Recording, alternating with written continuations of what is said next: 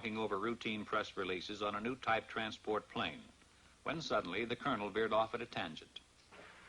By the way, there's a magazine fellow coming out here from New York to do a story. I want you to set up appointments with the people he'll want to see. Right. What magazine is he representing? Life. What are they after? He's going to write a piece about unidentified flying objects. Are you serious? Life was given clearance by the Air Force Commanding General. How come? When the General Staff makes a plan, they have the whole picture in view. We here at Dayton see only a smaller section. Pentagon has its reasons. Very good ones, most likely. When the Life story breaks, we're going to have to fight our way in here through a milling mob of inquisitive reporters. No, Al, you won't. You won't be here. Colonel Searles in the Pentagon has requested you by name. He wants you to join his staff in Washington. Colonel, it's been swell working with you. But under the circumstances, I'll be delighted to get out of here.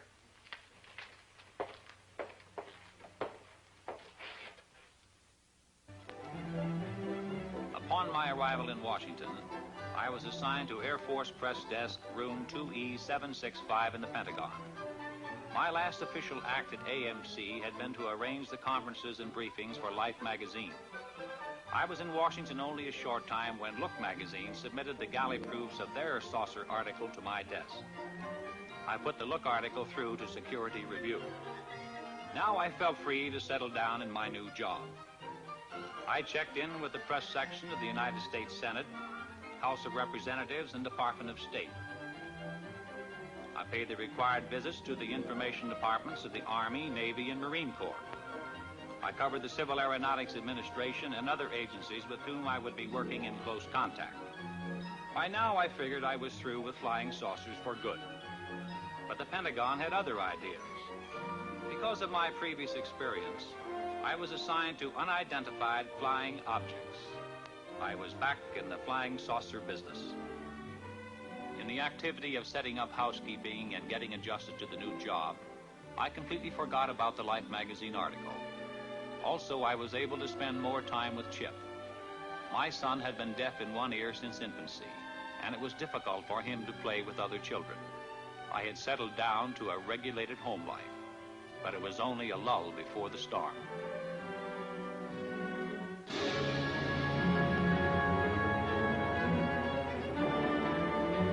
On April 7th, 1952, Life hit the newsstands with the saucer story.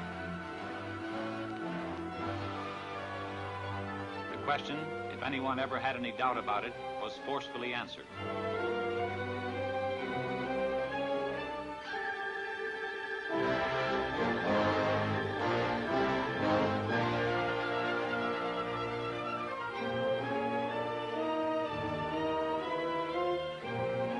The public, America as a whole, had an intense, avid interest in the subject of flying saucers. The first few days following the Life story were chaotic. Naturally, my desk was an exposed point, and I was under an incessant barrage by newsmen. Shortly after the Life story, Look's coverage of saucers hit the newsstand. Their story featured a saucer map, including a statement by the commanding general, U.S. Air Force, Hoyt Vandenberg. Vandenberg stated, "The Air Force is interested in anything that takes place in the air. This includes the aerial phenomenon commonly known as flying saucers. Many of these incidents have been satisfactorily explained. Others have not." Project Grudge was expanded and augmented. The classified name Grudge was dropped. The new code name for the UFO investigative project was Blue Book. The general appointed Captain Edward J. Ruppelt of ATIC at Wright-Patterson as officer in charge of Project Blue Book. Ruppelt's department was designated as Air Phenomenon Branch, Air Technical Intelligence.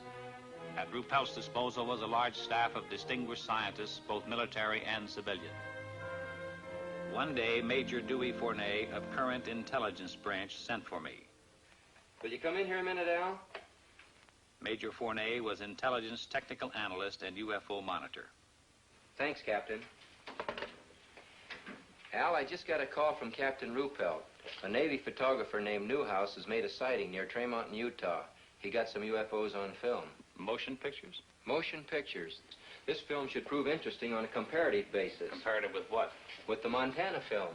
ATIC's had it for some time over at Dayton. You mean ATIC has had motion pictures? Why wasn't I told about it? You're being told about it now. Can I see these films? Ruppelt has the Newhouse film. It's back at Dayton being processed and analyzed. But I can show you the Montana film. This film was shot August the 15th, 1950. It was taken in Great Falls, Montana by Nick Mariana. Immediately after we were notified of the sighting, we sent an intelligence man to get a first-hand report. My name is Nick Mariana. For the past 6 years, I've been the general manager of a minor league baseball club called the Electrics. We play out of Great Falls, Montana, and are a farm. We're very bright and about 10,000 feet in the air. They appeared to be of a bright, shiny metal, like polished silver. Both were the same size and were traveling at the same rate of speed, which was much slower than the jets which shot by shortly after I filmed the discs. Suddenly, they stopped.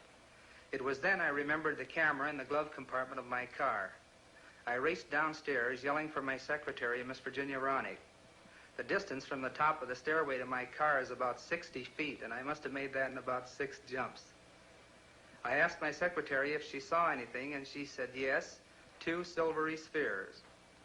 I unlocked the glove compartment of my car, took out the camera, turned the telephoto lens on the turret into position, set the camera at f/22, picked up the objects in the viewfinder, and pressed the trigger. The discs appeared to be spinning like a top and were about 50 feet across and about 50 yards apart. I could not see any exhaust, wings, or any kind of fuselage. There was no cabin, no odor, no sound, except I thought I heard a whooshing sound when I first saw them. As the film clicked through the camera, I could see the objects moving southeast behind the General Mills grain building and the black water tank directly south of the ballpark. I filmed the objects until they disappeared into the blue sky behind the water tank. There's only a few feet of film. It'll be over practically before your eyes are focused on it. Now remember, there's only a few feet of film, so watch closely. I still had my doubts, but I must admit I felt an excitement about seeing actual motion pictures of unidentified flying objects for the first time. Ready? Ready.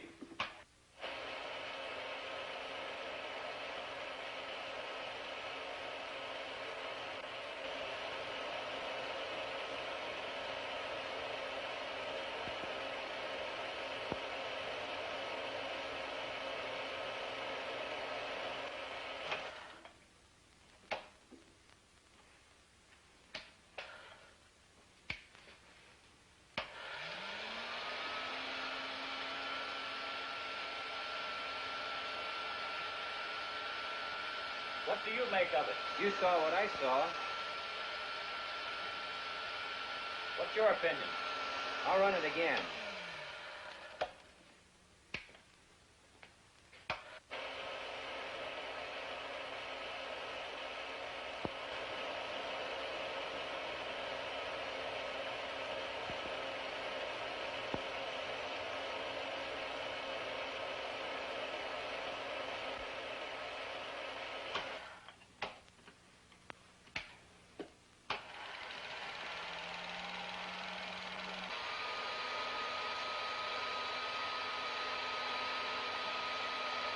Do you have a transcript on Mariana?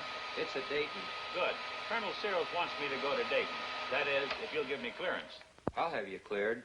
It's a good idea for you to get acquainted with the history of UFOs. When you get to Dayton, you'll meet Captain Ruppelt. The 3 of us are going to be working closely from here on. Ruppelt will give you a complete briefing on Blue Book. What's the story on him? Ruppelt's an aeronautical engineer. He knows about things that fly. An excellent man to head up Project Blue Book. Okay. Once again, what's your opinion of this film?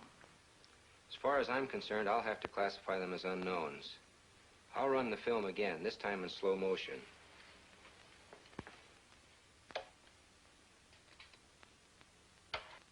This time I strained my eyes to study the film. The Air Force analysts, by measuring the angular velocity of the objects and by computing their speed, had determined that they were not balloons.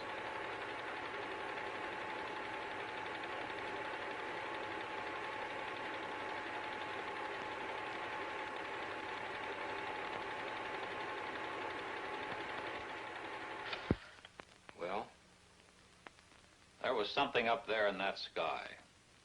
And if they were not balloons, I don't know what to think. You better get going to Dayton.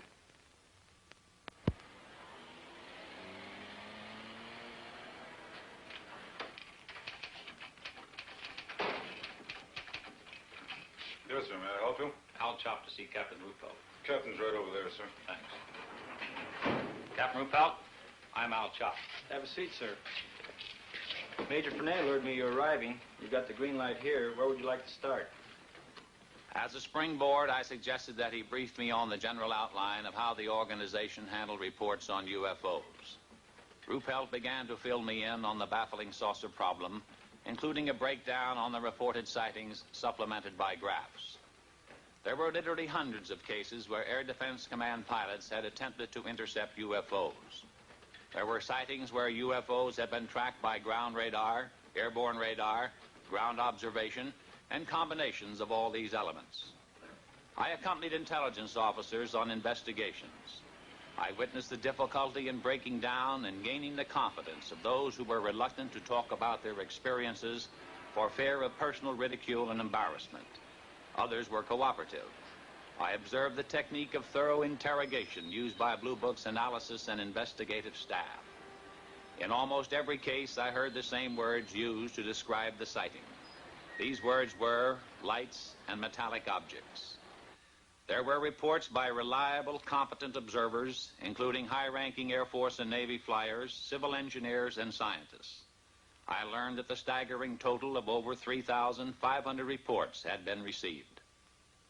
Quite a few of these sightings are unsolved. Approximately 85% of sightings are designated as solved. According to this document, 14.3% of all sightings are officially designated as unknown.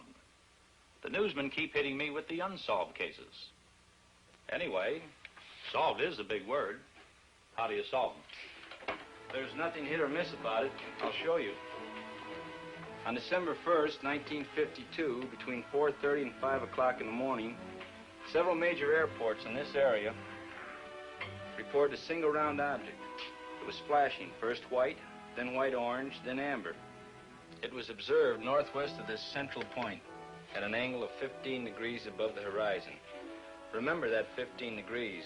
It's important. Reports arrived here from Teterboro Airport, Westchester Airport, Newark Airport, LaGuardia Airfield, Idlewild, and Mitchell Field. This flashing sphere of light was also observed by an Eastern Airline pilot who radioed in his report. Various observers at all these airports watched the object through high-power binoculars. When the report arrived here, we checked the weather in that area with Air Force Weather Bureau. That night, at that time, there was no temperature inversion. We got in touch with Navy Balloon Project Center at the University of Minnesota. That gave us an exact schedule of balloons released from that center. We got similar information from every other point where weather balloons are released through Air Force Balloon Plotting Center at Lowry Field, Denver. We contacted Air Force Weather for wind conditions and velocity at the altitude of known balloons. A precise computation of balloons in the air and known wind conditions definitely removed balloons from the picture. We checked with Flight Service to determine if any aircraft were in the vicinity on the bearing at that time. There were no aircraft. And still this thing was up there all the time, being observed by various personnel from airfields all over that area? Correct, and they were seeing it. We checked with our contract astronomer at a leading university in the locality and gave the astronomer the angle of elevation and bearing of the object. Remember, the object was observed at an angle of 15 degrees above the horizon, and I told you that was important. It proved to be the conclusive factor. Our astronomer reported that at the time of the observation, the planet Jupiter was 15 degrees